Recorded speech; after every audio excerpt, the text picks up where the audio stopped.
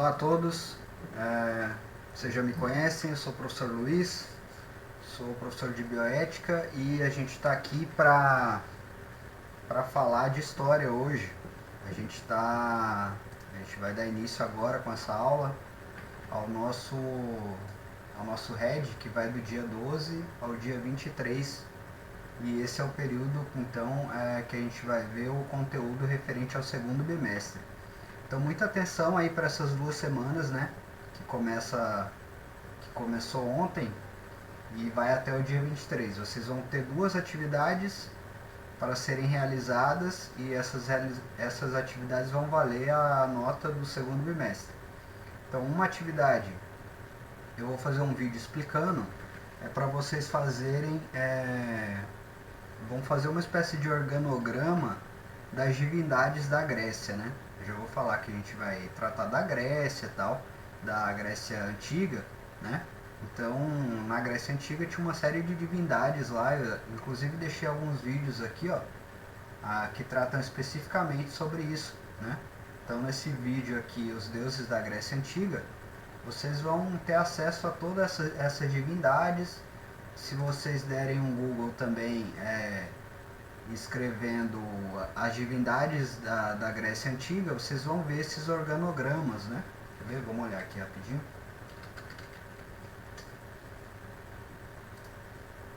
Ó, dá um Google rapidinho, vocês têm então um organograma com as divindades da Grécia. E aí o organograma é a explicação de qual divindade deu origem a qual, né? Porque as divindades gregas, elas são antropomórficas. A gente chama de antropomórfica aquela divindade que tem forma humana. Então, tendo forma humana, geralmente elas têm pai e mãe, né? E também faz parte da própria lógica cultural dos gregos essa relação familiar, né? Os deuses, eles têm uma família e essa é a estrutura da família. Quem é o pai, quem é a mãe, quem é o avô. E aí vocês vão montar um organograma desses com as divindades e explicar, né? Mas eu vou fazer um vídeo curtinho depois explicando exatamente como que é para fazer, né? Um vídeo de 2 minutos onde eu vou falar só sobre isso. Bom, então vocês vão fazer essa primeira atividade até a sexta-feira agora, né? O dia 16. E aí vocês, com essa primeira atividade, tem a metade da nota, e na semana que vem, até o dia 23, vocês vão responder um questionário, né? Esse questionário vai estar disponível então a semana que vem e vale o restante da nota. Então chama a atenção para a realização dessas atividades dentro do período aí dessas 2 semanas para garantir um fechamento tranquilo das notas do segundo bimestre, né? E aí vocês entrarem de férias tranquilo já, né? Então, eu estou vindo continuando o conteúdo que a Ione tinha dado, e a Ione falou com vocês no primeiro bimestre basicamente de 2 assuntos. Então ela apresentou o que é a disciplina de História, né? E aí nesse momento vocês se depararam com a ideia de que a História é uma disciplina então que vai olhar a relação do homem das sociedades humanas com o tempo, né? Ou como o tempo, a temporalidade, né? Ela altera as condições de sociedade humana. Então a gente olhando agora do nosso presente, né? A gente está em 2021, a gente olhando para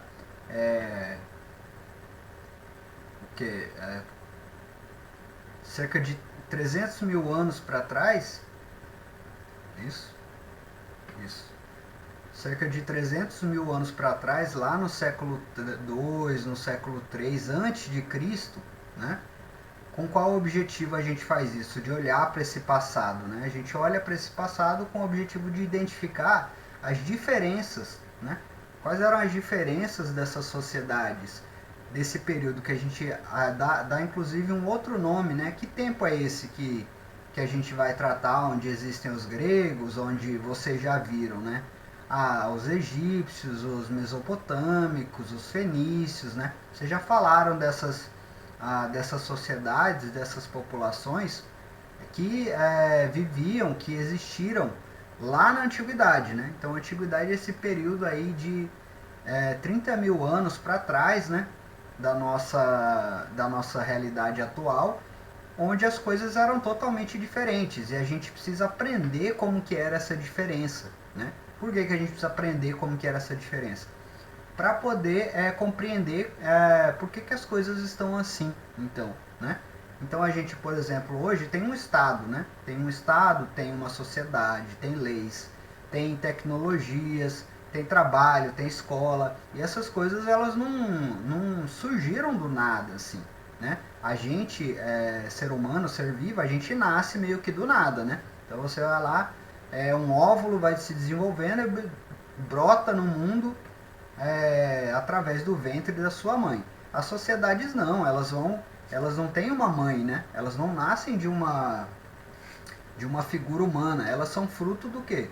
Do processo temporal, do processo do tempo. E é isso aí que a história vai tentar buscar, né? Tentar mostrar. Então, nosso principal objetivo no primeiro ano agora de vocês é tentar adquirir uma capacidade de olhar a diferença dessas sociedades, de perceber como essas sociedades eram de várias formas diferentes das nossas, né? Diferente da nossa.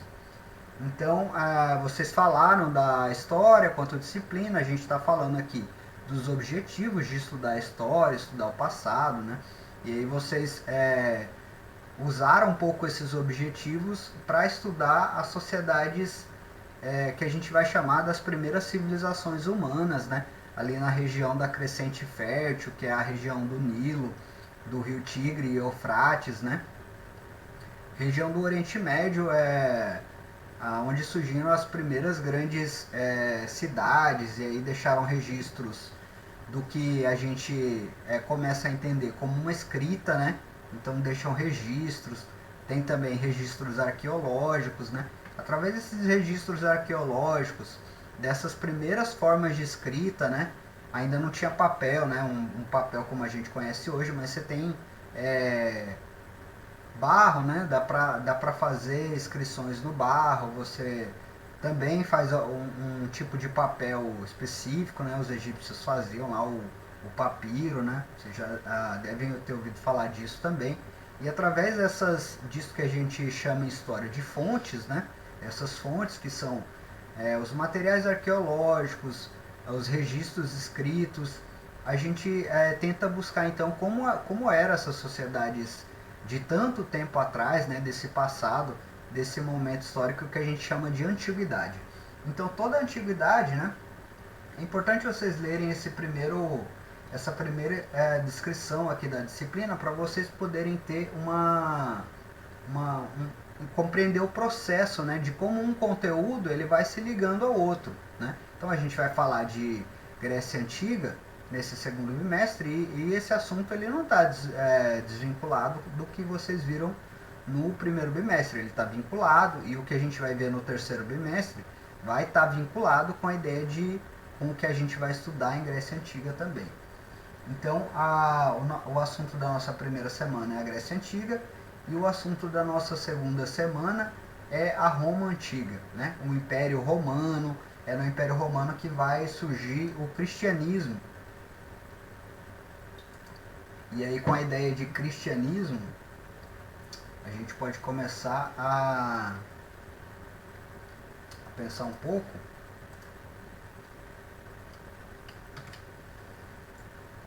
com a ideia de cristianismo, a gente pode começar a pensar um pouco a localização temporal dessa antiguidade, né? Então, o que é o período da antiguidade? O período da antiguidade é o período que vai mais ou menos do século V depois de Cristo, né? E aí tem que começar a notar essa marcação que existe na cronologia. Cronologia é uma linha do tempo, né? Então, se você for fazer uma linha do tempo, você vai colocar todos os séculos que a gente tem. A gente está no século XXI. Então, existiram 21 mil anos, né?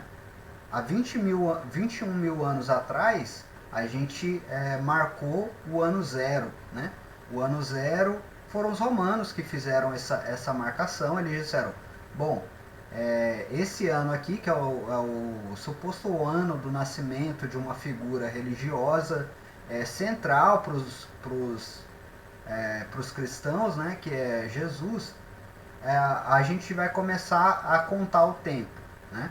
Então eles começam a contar aqui no ano zero e chega até o nosso ano, que é o nosso século, que é o século 21. E aí conforme vai indo para trás, e o que existia antes? Aí o que existia antes vai em ordem decrescente, né? Então é como se fosse menos. Vocês têm lá em matemática essa divisão entre os números positivos e os números negativos, né? É da mesma forma que funciona. Depois de Cristo são os números positivos. Você vai somando, né, de 1000 em 1000 anos, tem um século a mais. Antes de Cristo, de 1000 em 1000 anos, a gente diminui um século, né? Então a gente vem fazendo uma contagem regressiva, né? O homem surgiu então a vida surgiu há 3,5 bilhões de anos atrás no planeta Terra. E aí o tempo vem decrescendo de 3,5 bilhões de anos até chegar o ano zero, né? E aí depois do ano zero começa o período depois de Cristo. Tudo que está antes então do ano zero é antes de Cristo, né? E vai ser contado de forma decrescente. Então, o período que a gente vai tratar, ele está situado antes de Cristo. Então, o período mais ou menos aqui entre o século 2, o ano 2000, e o ano zero. É mais ou menos nesse período aí que existiu essa sociedade que a gente vai chamar de Grécia Antiga, né? Então, para vocês lembrarem, né, aqui está o mapa mundi.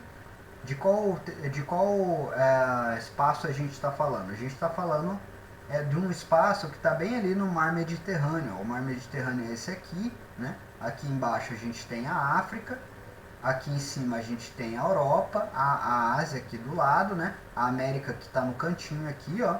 A gente vai falar da América só depois lá no século XV, que é quando os europeus chegam na América, né, e tudo mais. Aí a gente começa a relatar a América na história e a gente começa a estudar. Então a gente vai falar aqui desse pedacinho de terra aqui, ó, da parte sul da Europa, que é um pedacinho que está vinculado ao Mar Mediterrâneo. Então o Mar Mediterrâneo aqui no mapa aparece, é central para estudar essas sociedades da Grécia Antiga, né? Vocês já devem vocês conhecem a Grécia Antiga porque sociedades da Grécia Antiga, como Esparta e Atenas, são bastante representadas nos filmes, né, nas novelas, na nossa cultura em geral. Então Esparta e Atenas são cidades, estados, né, e aí já vai guardando esse nome, cidades-estados da Grécia Antiga. É esse pedacinho aqui, ó. Então tem Troia lá, né, tem a região do Peloponeso. Tem essa ilha aqui, ó, Creta. Creta é a primeira, é uma ilha que vai ser a primeira grande civilização, império que surgiu aí nessa região do Mar Mediterrâneo, nessa região grega do Mar Mediterrâneo, né? Então aqui a gente tem 4 divisões da sociedade, da história da Grécia Antiga, da Grécia Antiga, né? São quatro períodos, né, de tempo. Então a gente começa a estudar a Grécia Antiga mais ou menos no ano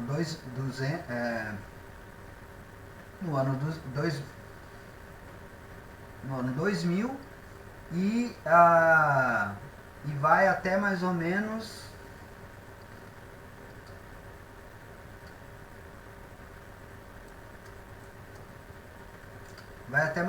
o ano de 148, né? E aí entre 2000 e 148 a gente tem 4 períodos históricos. O primeiro é daquela ilha de Creta ali, então na ilha de Creta existiu um império, né, que é chamado Império Micênico. Então é a primeira experiência de civilização grega que a gente destaca, né? É o Império Micênico ali na ilha de Creta. Aí depois algumas imagens aqui e aqui. Então, em volta da ilha de Creta, né, você tem toda essa sociedade aqui micênica, né, vários assentamentos ao longo da costa do Mediterrâneo. Esse aqui é o que a gente chama de Império Micênico, né? O Império Micênico existiu mais ou menos entre 2000 a 1100 a.C., né? Isso aqui é um templo da sociedade micênica. Então o Império Micênico é bastante lembrado pela sua cultura, né? Uma cultura bastante rica. Eles eram basicamente mercadores, né? Aí o segundo período, né, que a gente marca da história da Grécia Antiga é o período homérico, né? Então o Homero é um escritor, a gente considera o Homero o primeiro historiador, né? Foi o primeiro autor que reúne aquelas várias histórias sobre o passado, sobre a origem dos povos que existiam ali, e ele coloca isso no papel, né? As histórias sobre o passado, sobre da onde os homens vieram, elas eram geralmente orais, né? Então passado de boca a boca. E isso se perdia, virava lenda também, né? Tinha muita mitologia, se interpretava muito o passado dos homens de forma mitológica também. E o Homero vai ser o primeiro a tentar dar uma explicação mais humana para o que acontece nas sociedades, de como as sociedades se erguem, como elas caem, né? Como elas começam, como elas acabam, né? Então o Homero escreveu obras como Ilíada e Odisseia, né? Odisseia é até uma palavra que virou então uma grande viagem, né? Vocês já devem ter tido contato com essas obras do Homero, por exemplo, no cinema, né? Então tem o filme lá de Troia, né? Troia é uma história que foi contada por Homero.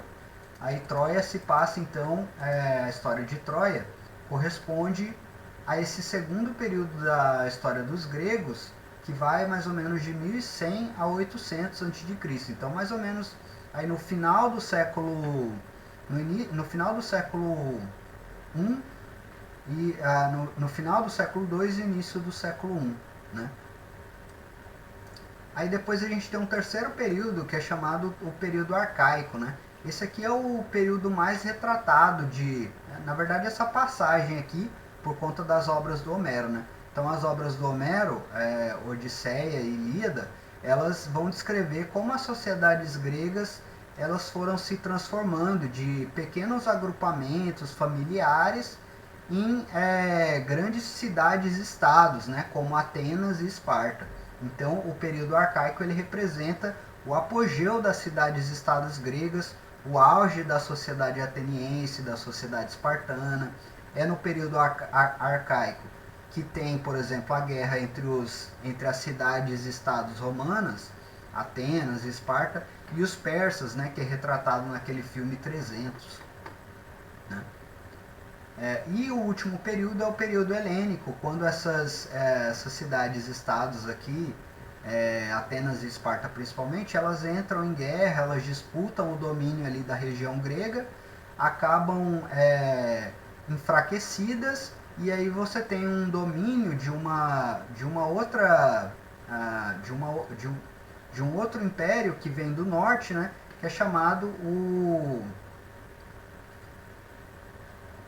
Império Macedônico, né? Vocês devem ter ouvido falar da figura do Alexandre o Grande, né? Então Alexandre o Grande era o líder do Império Macedônico, e ele conquistou toda essa região grega aí e marca esse último período da história grega, que é o período helênico. É um momento importante porque é nesse período helênico que a cultura grega então ela vai se espalhar por boa parte da Europa, vai se espalhar no Oriente Médio, né? Isso vai ser importante para a gente entender depois a questão do Império Romano, a grandiosidade, né, territorial que o Império Romano vai atingir. Beleza. Então vamos falar, a gente vai falar mais desse período arcaico aqui, ó, que é quando as cidades-estados gregas, elas já estão no auge, né? E aí é importante vocês terem em mente que no período homérico você tem a formação, né, progressiva dessas sociedades a partir de quê? A partir de reunião familiares, o que os gregos vão chamar de gens, né? Então um gen era uma reunião de familiares, e aí incluem-se os primos, né? Todos aqueles que têm algum grau de parentesco, eles formam uma grande estrutura assim, política que é comandada pelo patriarca, que é o homem mais velho, né? E aí esse homem mais velho é fundamental para entender como funciona as cidades-estados, então, nesse período que a gente chama de arcaico.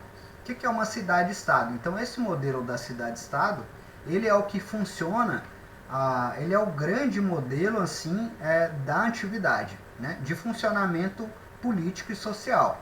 Então, se a nossa sociedade hoje, se você pensar assim, qual é o nosso grande modelo político-social? Aí basta você olhar para o lugar que você está, né, o Brasil, Cuiabá, Lucas Rio Verde, Mato Grosso, olha para os modelos que tem aqui e olha para o mundo. E aí você vai ver que tem muita semelhança de estrutura. Então, todo lugar que você vai tem uma prefeitura, tem um sistema de governo, né? Tem uma justiça. Então, essa é uma estrutura muito comum hoje, como eram na antiguidade a estrutura das cidades-estados. Funcionava mais ou menos assim. Uma região que tinha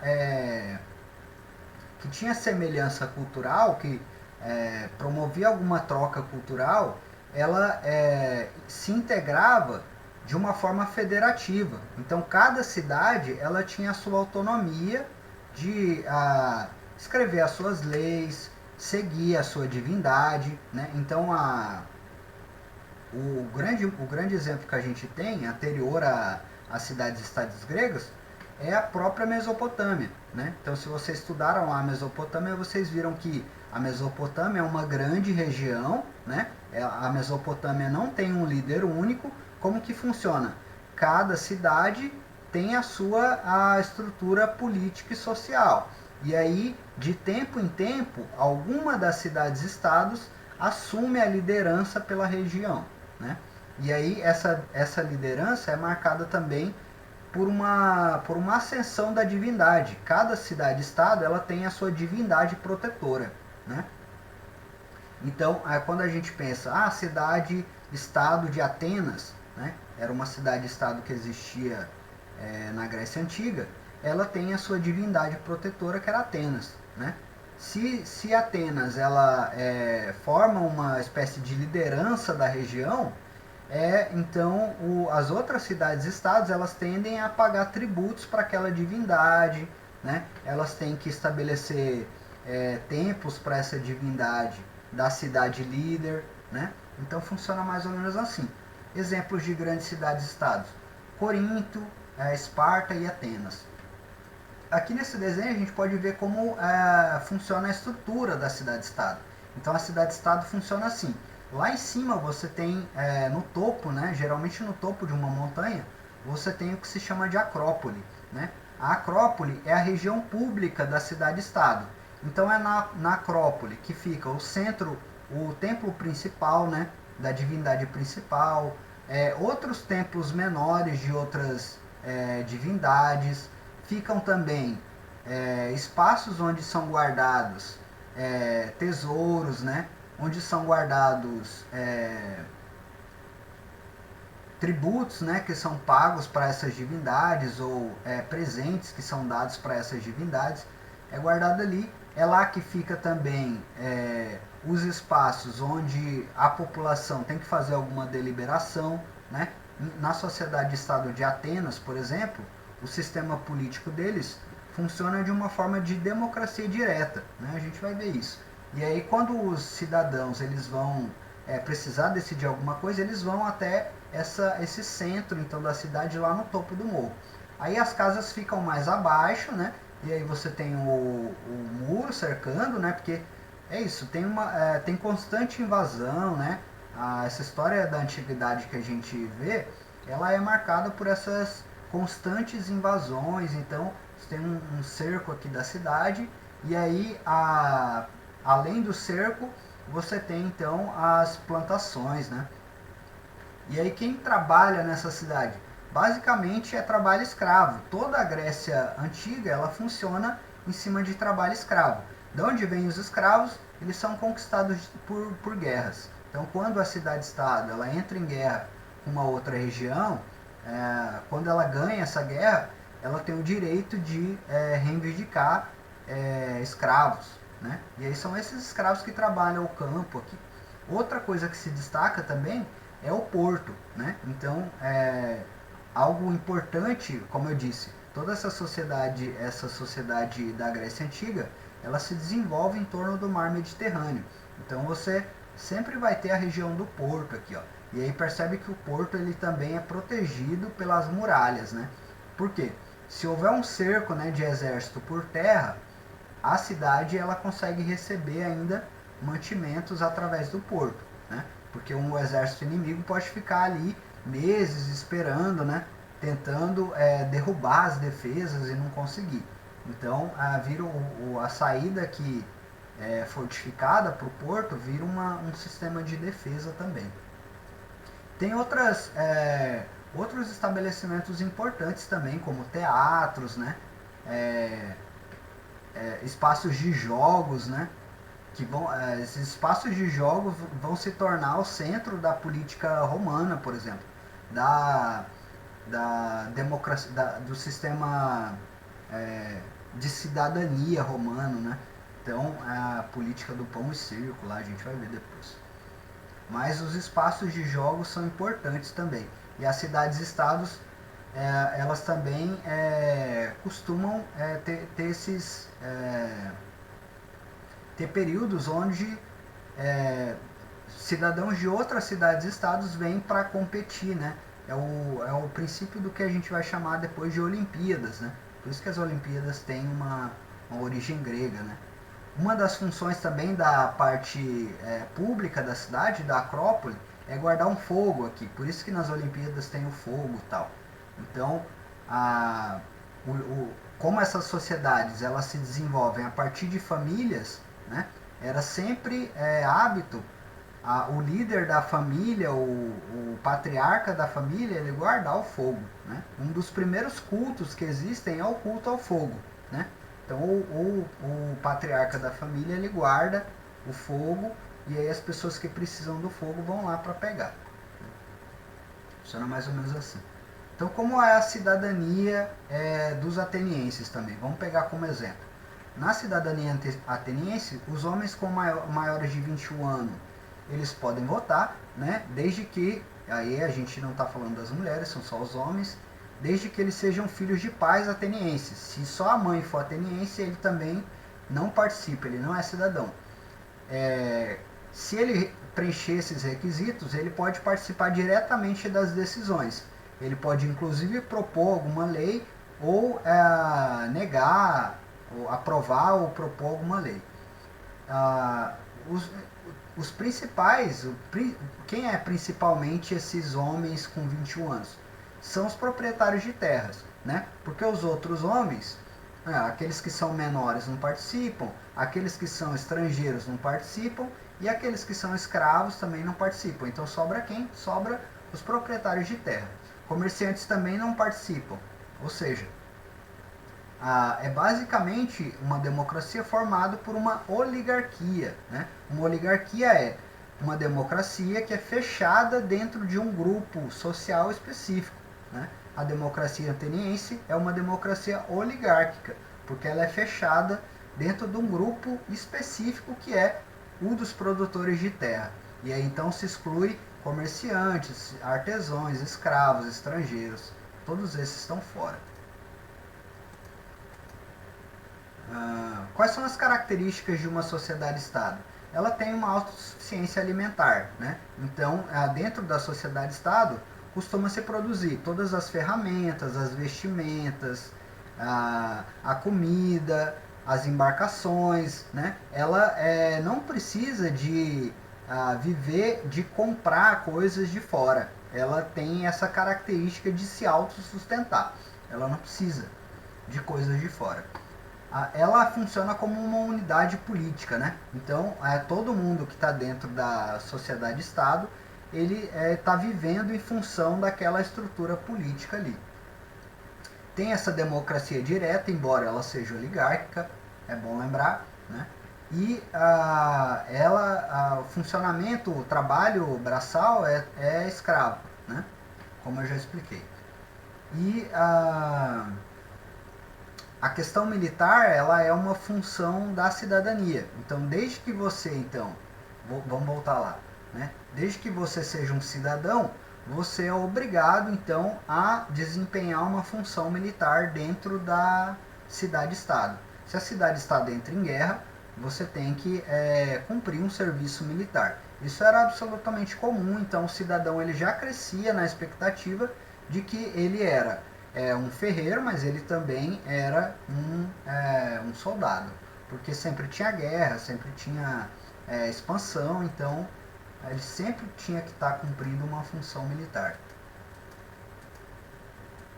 Então, o último aspecto que a gente vai ver aqui desse período, né, que é o período arcaico, é que essas cidades de Atenas e Esparta, elas vão ganhar uma tal expressão, assim, um tal poder dentro dessa Grécia Antiga, que elas vão começar a disputar o poder, né? Essa ascensão de Atenas e Esparta, ela acontece principalmente porque a Grécia está sendo invadida pelo Império Persa aqui, ó. Então o Império Persa está vindo do leste, né, um império enorme lá, o Império dos Xerxes, né, que mostra no 300. Então está chegando na Grécia, e aí as sociedades atenienses elas têm que se organizar para combater esse Império Persa que está chegando, né? E aí nessa organização, duas cidades vão assumir a liderança disso, né? E essas duas cidades são Atenas e Esparta. Atenas por quê? Porque ela assume a liderança porque ela tem uma forte marinha, né? Então ela tem muitas embarcações e grande capacidade de combate naval, né? E Esparta porque Esparta tem um modo de funcionamento muito específico, onde o cidadão lá, o sujeito, cidadão, ele educado para a vida militar, né? Diferente de Atenas, onde o proprietário de terras, né, ele tem uma vida de uma vida no campo, né, de uma vida campestre. Em Esparta, o sujeito ele desde criança ele é educado dentro das instalações do Estado, né? Então tem uma instituição específica que recolhe as crianças, né? Aquelas crianças que são então filhas de pais espartanos, né? Recolhe essas crianças e dá uma educação militar muito rígida para ele, né? E esse sujeito ele vira então um soldado por excelência. Então Esparta, por conta desse foco na questão militar, ela domina a questão de ocupação militar por terra. E Atenas domina a questão de ocupação militar por mar, né? Pela água. E aí você vai ter a formação de ligas, né? Então vão ser basicamente duas ligas. A Liga de Delos, né, que é a liga reunida por Atenas. Como funcionam essas ligas?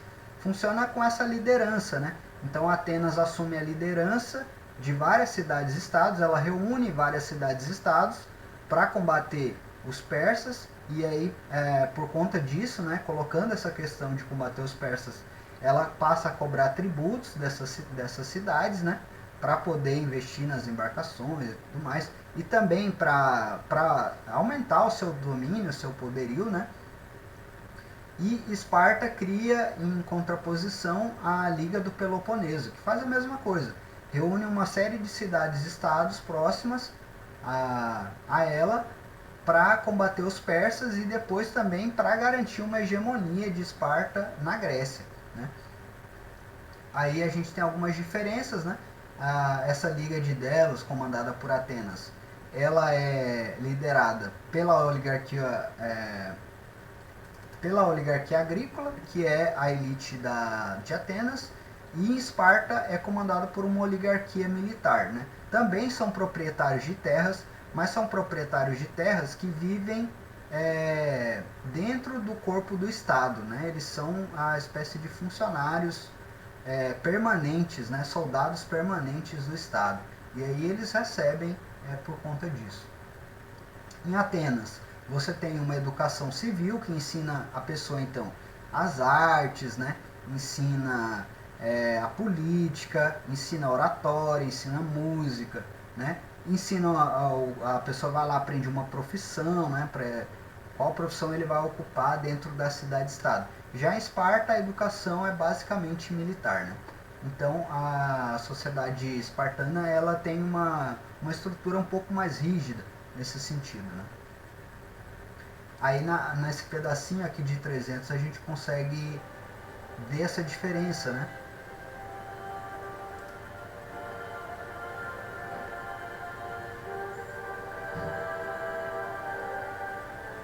Nós marchamos por nossas terras, por nossas famílias, pela nossa liberdade.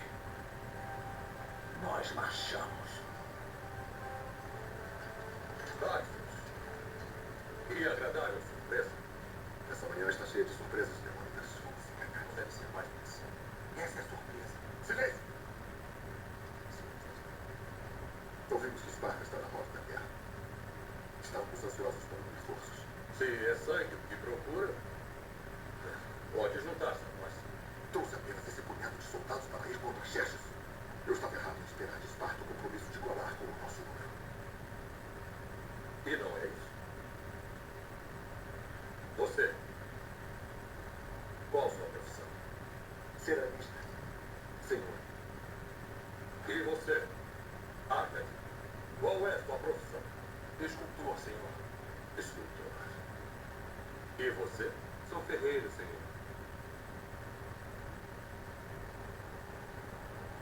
Espartanos, qual é sua profissão?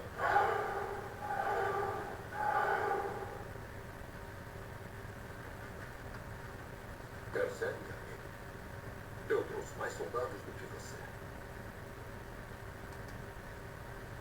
Então, nesse trechinho aí marca bem essa diferença, então, tanto entre a educação espartana e a educação ateniense, como também quanto à estrutura social, né? A, a, a variedade da estrutura social ateniense é maior em relação à espartana, por conta dessa educação. Essa guerra, essa briga entre Atenas e Esparta, entre a Liga de Delos e a Liga do Peloponeso, vai acabar enfraquecendo, depois de uma série de batalhas, né, vai acabar enfraquecendo as sociedades gregas, e aí a cidade-estado um império vindo do norte, o Império Macedônico, vai acabar conquistando toda essa região grega, né, estendendo um grande domínio aqui, ó, por todo o Oriente Médio, né, chegando lá quase ao centro do Império Persa mesmo, que está um pouquinho mais para cá, na Ásia, né. E aí esse vai ser um território que depois vai se transformar em Império Romano. O Império Macedônico ele dura pouco tempo, porque o Felipe II, que é o rei que promove essa expansão, né, o pai do Alexandre, ele morre logo depois. O Alexandre termina o projeto dele de formar esse Império Macedônico, mas quando o Alexandre morre também, toda essa região se dispersa, né? E aí a Grécia também se dispersa, vai ser conquistada por outras populações, né? Então, esse conflito entre Atenas e Esparta aí marca esse final aí da Grécia Antiga que a gente tinha para ver hoje. Tá certo? Então, na semana que vem a gente vai falar do Império Romano. Então fiquem aí com essa imagem aqui do Império Macedônico, para lembrar, para a gente comparar com a extensão que vai ter o Império Romano. O Império Romano vai surgir do ladinho aqui da Grécia, né? Na Itália, na região da Itália. Aqui, ó, na região da Península Itálica.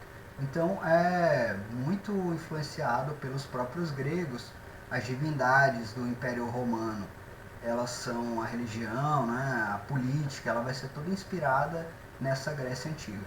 Então por isso é importante para a gente continuar.